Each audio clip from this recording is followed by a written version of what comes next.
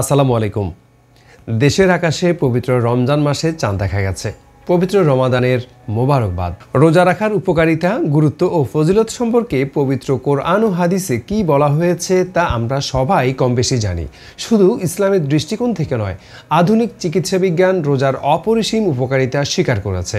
Superior nutrition গ্রন্থে বিজ্ঞানী doctor Shelton বলেছেন, রোজায় শরীরের পাকস্থলী, অন্ত্র, নালী, যকৃত, হৃৎপিণ্ড সহ অন্যান্য অঙ্গ প্রত্যঙ্গ বিশ্রামের সুযোগ পায়। তখন এসব অঙ্গ প্রত্যঙ্গ নিজেদের পুনর্গঠনে নিয়োজিত হতে পারে।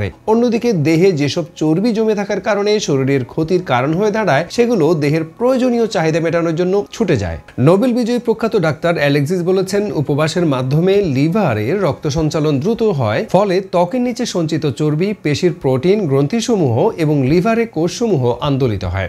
ডাক্তার আইজাক জেনিংস বলেছেন, যারা আলস্য ও গোড়ামির কারণে এবং অতিভোজনের কারণে নিজেদের সংরক্ষিত জীবনী শক্তিকে ভারাক্রান্ত করে ধীরে ধীরে আত্মহত্যার দিকে এগিয়ে যায়, রোজা তাদেরকে এই বিপদ থেকে রক্ষা করে। বিশ্বখ্যাত চিকিৎসা বিজ্ঞানী নাস্টার ভার্নার বলেন, ফুসফুসের কাশি, কঠিন কাশি, সর্দি এবং ইনফ্লুয়েঞ্জা কয়েকদিনের রোজার কারণেই নিরাময় হয়ে যায়। ডাক্তার দেওয়ান একেএম আব্দুর রহিম বলেছেন, রোজাব্রত পালনের কারণে মস্তিষ্ক এবং স্নায়ুতন্ত্র সর্বাধিক উজ্জীবিত হয়। স্বাস্থ্যবিজ্ঞানী ডাক্তার আব্রাহাম জে হেনরি রোজা সম্পর্কে বলেছেন, রোজা হলো পরম হিতৈষী ওষুধ বিশেষ, কারণ রোজা পালনের ফলে বাতজ্বর, ডায়াবেটিস, অজীর্ণ, হৃদরোগ ও রক্তচাপজনিত ব্যাধিতে মানুষ কম আক্রান্ত হয়। গবেষণায় দেখা গেছে, রোজাদার পেপটিক আলসারের রোগীরা রোজা রাখলে স্বাচ্ছন্দ্য বোধ করেন। হৃদরোগ, উচ্চ রক্তচাপ ও হাঁপানি রোগীদের জন্য রোজা বিশেষ উপকারী। ডাক্তারদের মতে, রোজার ফলে মস্তিষ্কের সেরিবেলাম ও লিম্বিক সিস্টেমের উপর নিয়ন্ত্রণ বাড়ার কারণে মনের অশান্তি ও দুশ্চিন্তা দূর হয়, যা উচ্চ রক্তচাপের জন্য মঙ্গলজনক। ডাক্তারি পরীক্ষায় দেখা গেছে, রোজা রাখলে ডায়াবেটিস রোগীর অত্যন্ত উপকার হয়। কিডনি সমস্যায় আক্রান্ত রোগীরা রোজা রাখলে এই সমস্যা আরও বেড়ে যাবে ভেবে রোজা রাখতে চান না।